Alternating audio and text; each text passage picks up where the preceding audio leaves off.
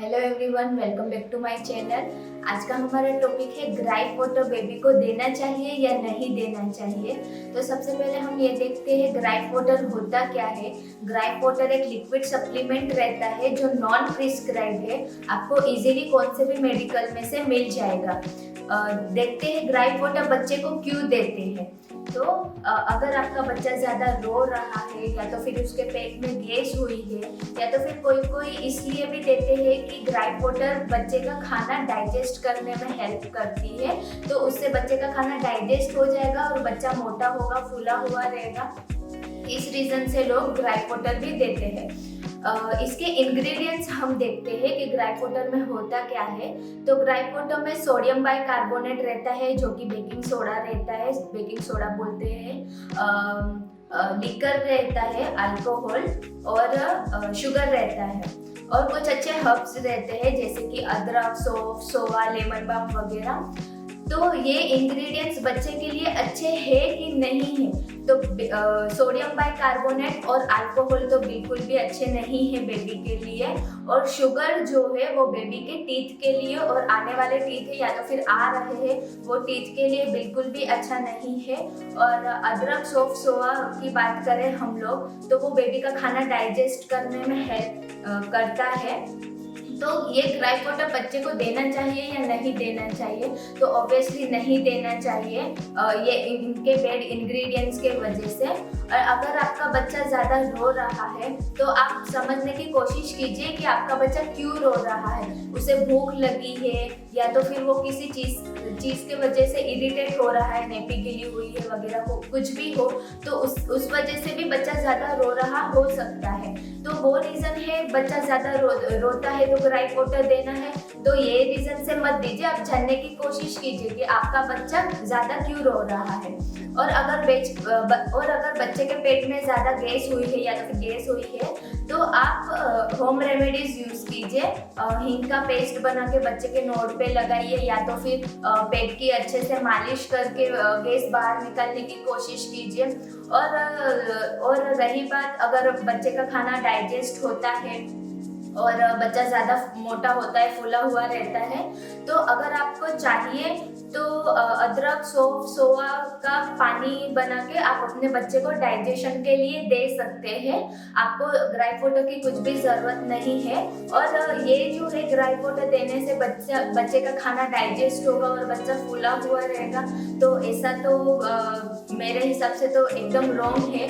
क्योंकि हम लोग ने देखा रहेगा कि कुछ लोग रहते जो पूरा दिन खाते रहते, बहुत ज़्यादा खाते, फिर भी वो लोग मोटे नहीं होते। तो उसका रीज़न ये है कि उनका मेटाबॉलिज्म बहुत ही अच्छा रहता है, जिसके वजह से उनका खाना फटाफट डाइजेस्ट हो जाता है। उसके वजह से वो लोग मोटे नहीं होते और ज़्यादा भूख लगती है, वो लोग इस वजह से ज़्यादा खाना खाते हैं। तो बच्चे का खाना डाइजेस्ट होगा और बच्चा मोटा होगा, फूला हुआ रहेगा। ये तो लॉजिक एकदम रॉन्ग ही है। तो इस वजह से बच्चे को ग्राइप वाटर मत दीजिए। बच्चे को अच्छा खाना खिला के, हेल्दी खाना खिला के उनको मोटा बनाइए, हेल्दी बनाइए। ग्राइप वाटर बच्चे को कब से देते हैं? तो ग्राइप वाटर कोई लोग वो बेबी बोर्न होने के तुरंत बाद से ही देना शुरू करते हैं, कोई लोग 1.5 महीने से देना शुरू करते हैं, कोई 6 महीने के बाद देना शुरू करते हैं। तो 6 महीने के बाद अगर आप देते हैं तो ठीक है कि 6 महीने के बाद देते हैं, या तो 6 महीने से पहले देते हैं तो डॉक्टर भी हमें यही सजेस्ट करते हैं कि बेबी बोर्न होने से 6 महीने तक बच्चे को कुछ भी नहीं देना चाहिए, पानी भी नहीं देना चाहिए, कुछ थोड़ा बहुत भी कुछ भी नहीं देना चाहिए। और WHO की गाइडलाइन भी हमें यही सजेस्ट करती है कि 6 महीने तक बच्चे को कुछ भी नहीं देना चाहिए। तो ग्राइप वाटर भी नहीं ही देना चाहिए। अगर कुछ मेडिकली देने की ज़रूरत पड़ी, अगर बच्चा बीमार है कि कुछ भी है, तो मेडिसिन के अलावा और कुछ भी मत दीजिए। मेडिसिन तो देना ही पड़ता है, दे सकते हैं, लेकिन इसके अलावा ग्राइप वाटर है या तो फिर कुछ भी होम रेमेडीज कुछ भी खिलाना पिलाना पड़ता है तो वो बिल्कुल भी मत दीजिए। 6 महीने के बाद आप कंटिन्यू कर सकते हैं। मैं मेरा एक्सपीरियंस आपको बताऊँ तो मैंने अपनी बेटी को ग्राइप वाटर दिया है, लेकिन सिर्फ 2 से 4 बार ही कुछ दिया है मैंने। क्योंकि जब वो बोर्न हुई थी तो डॉक्टर ने बोला था कि अगर बच्चा ज़्यादा रोएगा तो एक उन्होंने लिक्विड सप्लीमेंट मुझे सजेस्ट किया था, कोलिक एड करके, कुछ 15 ml की बोतल है। वो डॉक्टर ने बोला था अगर ज़्यादा बच्चा रोता है तो आप 6 ड्रॉप से 12 ड्रॉप तक आप बच्चे को दे सकते हैं।